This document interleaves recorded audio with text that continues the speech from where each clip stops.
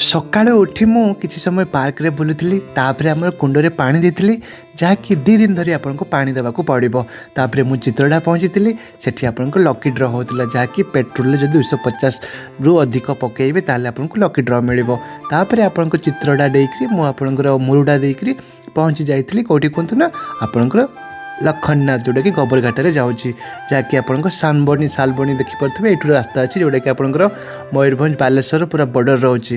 ତ ଏମିତି ରାସ୍ତା ଥିଲା। ତାପରେ ମୁଁ ପହଞ୍ଚି ଯାଇଥିଲି, ଏଇଟା ହେଉଛି ଆପଣଙ୍କ ଲଖନନାଥ। ତାପରେ ଆପଣଙ୍କ କାଳୀ ମନ୍ଦିରରେ ସେଠି ପ୍ରସାଦ ଖାଇଥିଲି, ବହୁତ ହି ଭଲ। ଯେବେ ବି ଆପଣ ଜଳେଶ୍ୱର ଯିବେ, ସେ ଜଳେଶ୍ୱର ଛକରେ ନିଶ୍ଚିତ ଭାବରେ କାଳୀ ମନ୍ଦିରକୁ ଯିବେ ଆଉ ପ୍ରସାଦ ଖାଇବେ। ତାପରେ ଜଳେଶ୍ୱରକୁ ବାଏ ବାଏ କହି ମୁଁ ପଳାଇ ଆସିଥିଲି। ଜଳେଶ୍ୱରରୁ ଆପଣଙ୍କର ଅମରଦା ଛକ ଦେଇକରି ଆପଣଙ୍କର ରାଜଗୋବିନ୍ଦପୁର, ଆପଣଙ୍କ ଯେଉଁ ରହୁଛି ଝିଙ୍କିରିଆ ଚିତ୍ରଟା ଦେଇକରି ମୁଁ ପଳାଇ ଆସିଥିଲି।